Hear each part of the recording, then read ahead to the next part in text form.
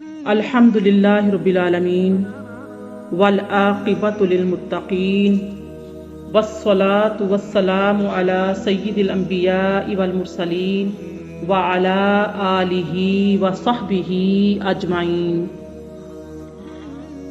عن عبداللہ رضی اللہ تعالی عنہ قال من احب القرآن فلیبشر۔ حضرت عبداللہ رضی اللہ تعالیٰ عنہ بیان کرتے ہیں کہ خوشخبری ہو اس شخص کے لیے جو قرآن سے محبت کرتا ہے۔ رب اشرح لی صدری ویسر لی امری واحلل عقدۃ من لسانی یفقہوا قولی۔ اللہم افتح علینا حکمتک وانشر علینا رحمتک یا ذا الجلال والاکرام۔ آمین یا رب العالمین۔ نہایت ہی پیاری پیاری طالبات، میں آپ کو تجوید القرآن کورس کے سبق نمبر 12 میں خوش آمدید کہتی ہوں۔ اس سے پہلے آپ نے 11 تختیاں کی ہیں، 11 اسباق پڑھے ہیں، ان کی پریکٹس کی ہے، سبق اچھے سے سنایا ہے، اصلاح کی ہے۔ میں امید کرتی ہوں آپ اپنا یہ نیک سفر اسی طرح جاری رکھیں گی۔ میری اللہ پاک سے دعا ہے کہ اللہ پاک ہمیں جو حدیث مبارکہ آپ کو میں نے سنائی ہے اس پر عمل کرنے کی توفیق عطا فرمائے اور ہمیں اس نیک سفر میں استقامت عطا فرمائے، ہمارے لیے آسانیاں پیدا فرمائے، آمین۔ میری پیاری طالبات، آج ہم سبق نمبر 12 میں جو قواعد پڑھیں گے وہ ہیں نون ساکن اور تنوین کے۔ نون ساکن اور تنوین کے 4 قاعدے ہیں۔ پہلا قاعدہ ہے اظہار، دوسرا قاعدہ ہے اخفا، تیسرا ہے ادغام اور چوتھا اور آخری قاعدہ ہے اقلاب۔ اظہار، اخفا، ادغام، اقلاب، ہم ان قواعد کو پڑھیں گے۔ آج جو ہم شروع کریں گے سب سے پہلے اظہار کو پریکٹس کریں گے، اظہار کو پڑھیں گے، اظہار کو سیکھیں گے، سمجھیں گے کہ قرآن پاک میں جب اظہار کا قاعدہ آئے گا تو کب ہمیں کیسے قرآن پاک میں الفاظ کی ادائیگی کرنی ہوگی۔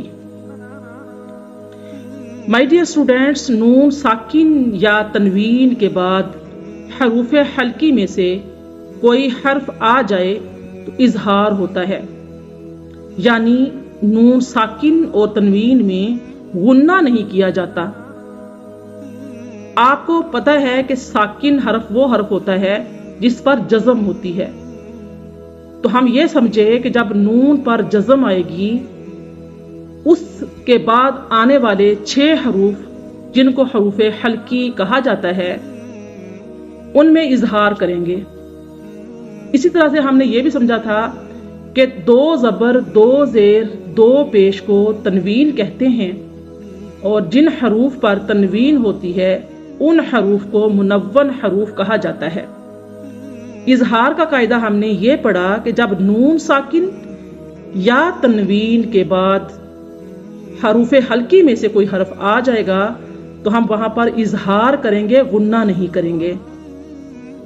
آئیے جان لیتے ہیں حروف حلقی کون سے ہیں۔ مائی ڈیئر اسٹوڈینٹس، حروف حلقی 6 ہیں۔ نمبر 1 حمزہ، نمبر 2 ہا، نمبر 3 عین، نمبر 4 ہا، نمبر 5 پہ ہے غین اور نمبر 6 پر ہے خا۔ حمزہ، ہا، عین، ہا، غین، خا، یہ 6 حروف ہیں جو حروف حلقی کہلاتے ہیں۔ حمزہ، ہا 2 چشمی والی، جو 2 چشمی ہا ہوتی ہے وہ ہا ہے۔ حمزہ، ہا، عین، ہا، غین، خا۔ حمزہ، ہا، عین، ہا، غین، خا، یہ 6 حروف اچھے سے یاد کیجئے، ان کو حروف حلقی بھی کہا جاتا ہے۔